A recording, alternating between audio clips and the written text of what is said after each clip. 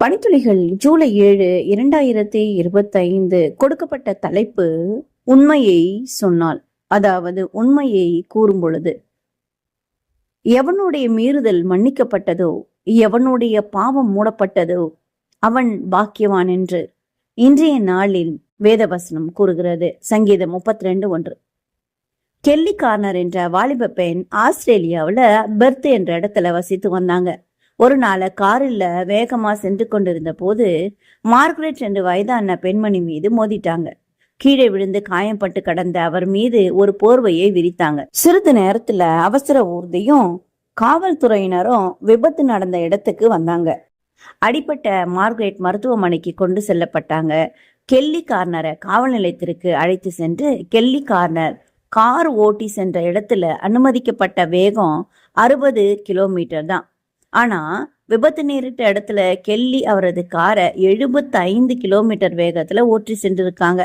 காவல்துறையினர் இந்த வாலிப பெண்ணை காப்பாற்றும் நோக்கத்துல 60 கிலோமீட்டர் வேகத்துல சென்ற போதுதான் இந்த விபத்து நடந்ததாக பொய் சொல்லும்படி கூறினாங்க. உண்மையை சொன்னா சிறை தண்டனை கிடைக்கும்லவா? எனவே அப்படியே பொய் சொல்லி தண்டனையிலிருந்து தப்பித்து கொண்டால் கெல்லி. அன்று மாலையில மார்கரெட் மருத்துவமனையில இறந்துட்டாங்க. தனது காரினால் மோதியவர் இறந்து விட்டார் என்பதும் பொய் சொல்லி தப்பித்து விட்டோமே என்பது கெல்லியின் மனதை உறுத்தி கொண்டே இருந்தது.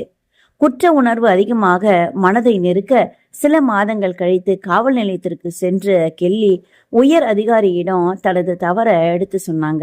ஆனா அவங்க அதை ஏற்றுக்கொள்ள மறுத்து அவங்கள திருப்பி அனுப்பிட்டாங்க. குற்ற உணர்வு மேலும் மேலும் அதிகரித்து அவங்கள நெருக்க ஆரம்பித்தது. அதனால சில நேரங்கள்ல தற்கொலை முயற்சி செய்திருக்கிறாங்க. பாவம் செய்துவிட்டு அதை அறிக்கையிடாமல் நமக்குள் அடக்கி வைத்தால் என்ன நேரிடும், பாவத்தை அறிக்கையிட்டால் என்ன நடக்கும் என்பது போன்றவற்றை தாவீது 32 மற்றும் 51 சங்கீதத்துல விபரமாக எழுதியுள்ளார். சங்கீதம் 51:12 உமது இரட்சண்யத்தின் சந்தோஷத்தை திரும்பவும் எனக்கு தந்து உற்சாகமான ஆவி என்னை தாங்கும்படி செய்யும் என்று ஜெபிக்கிறார். இதிலிருந்து என்ன தெரிகிறது? பாவத்தை அடக்கி வைக்கும் பொழுது சந்தோஷத்தையும் உற்சாகத்தையும் இழக்கிறோம்.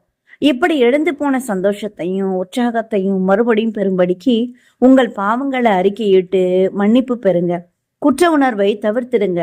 சாத்தான் நம்மை அடக்கி ஆள்வதற்கு முன்பாக ஆண்டவரிடம் அடிபணிவோம். அதுவே நமது வாழ்வில் சமாதானத்திற்கான வழிவகுக்கும். மழை துளி பயிர் மேல் பொழியும், என் உபதேசம் பொழியும். பனி துளி புல் மேல் இறங்கும், என் வசனமும் இறங்கும். உபாகமம் 32:2.